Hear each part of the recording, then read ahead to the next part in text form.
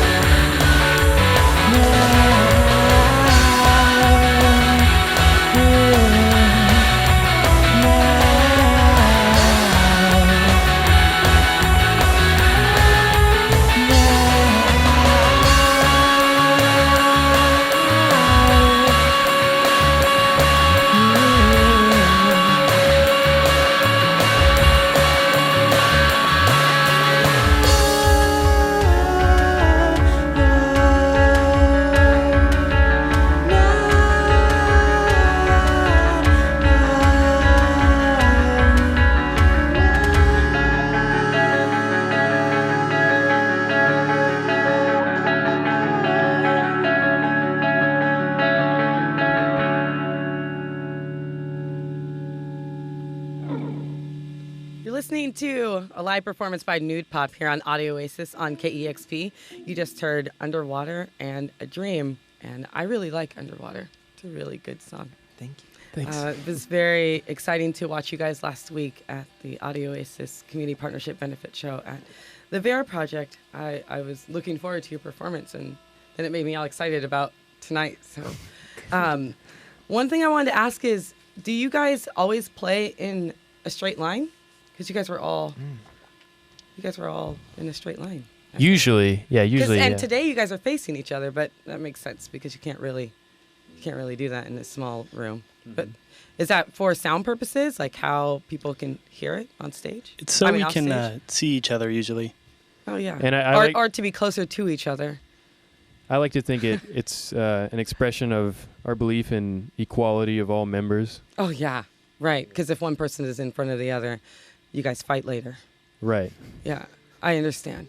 And I hate how the drummer in most bands is usually behind the hubbub, because he's usually the one keeping us all together, and the drummer kind of decides if a band sucks or not, Right.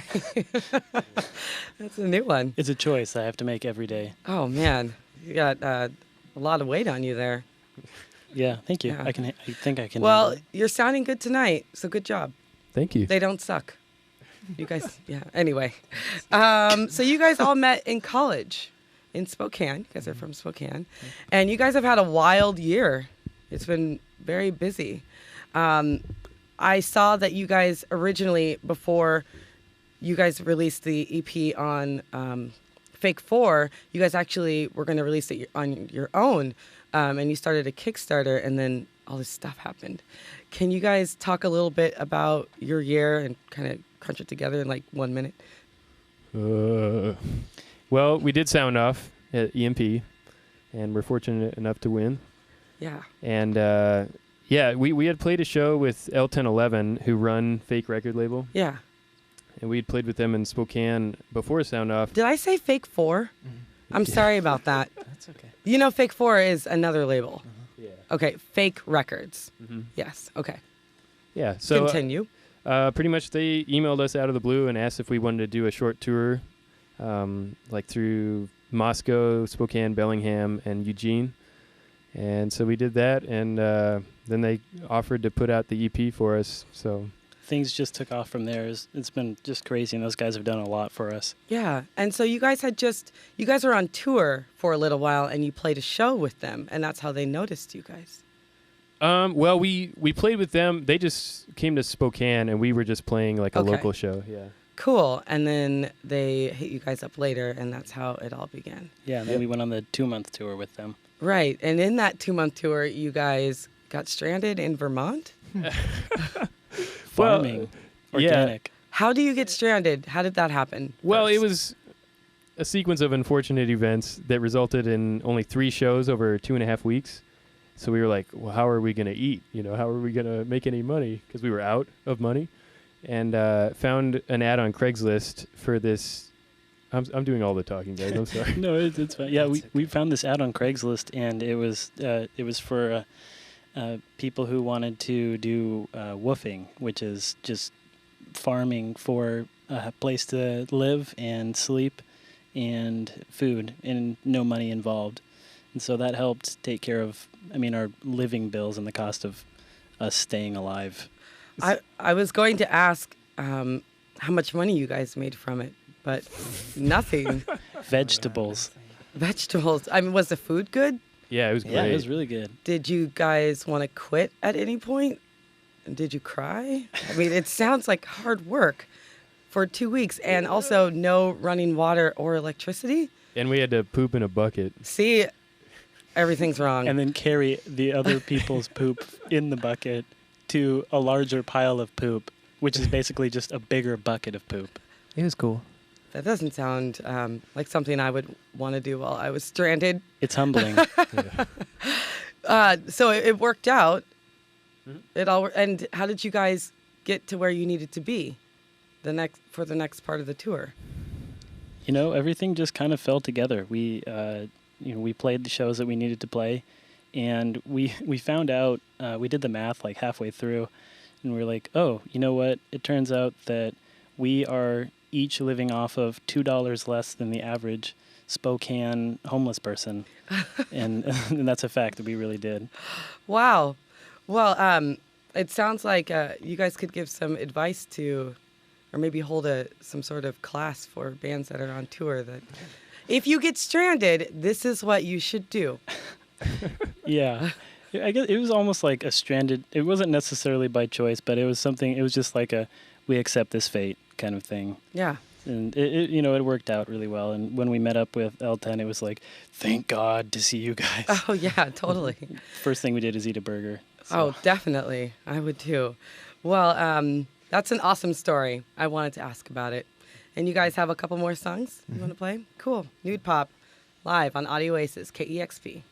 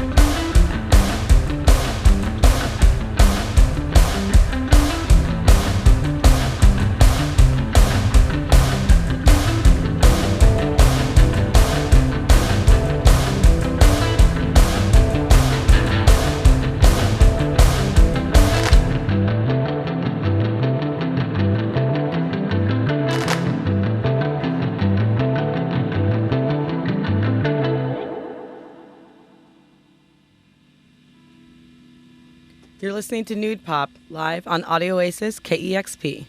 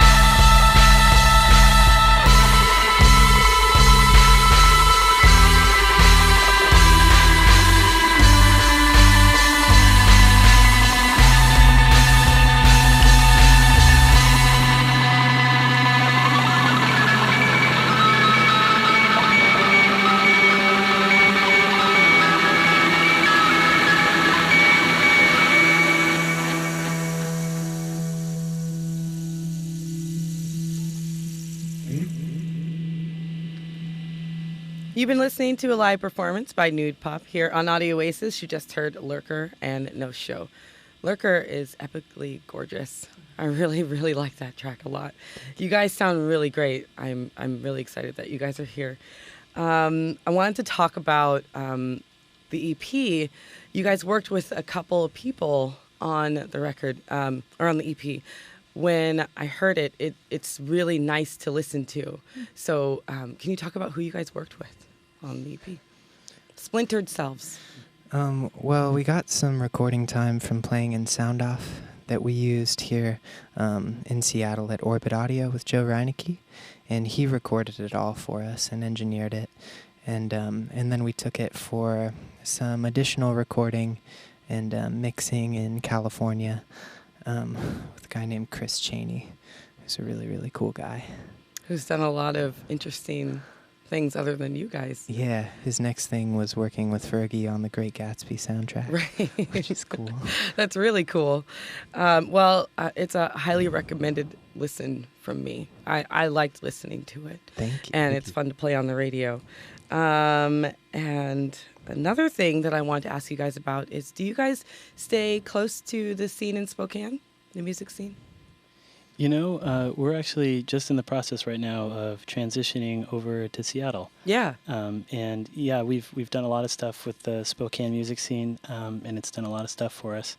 And I mean, we're still doing stuff in the future. We still have a bunch of plans right now on the table, but right now we're gonna finish out the summer with some shows, and then we're gonna lay low for a while and just work on recording, or not recording, but writing. Cool. So you guys have a full length in the works. We have something soon. in the works. We don't really know what it looks like.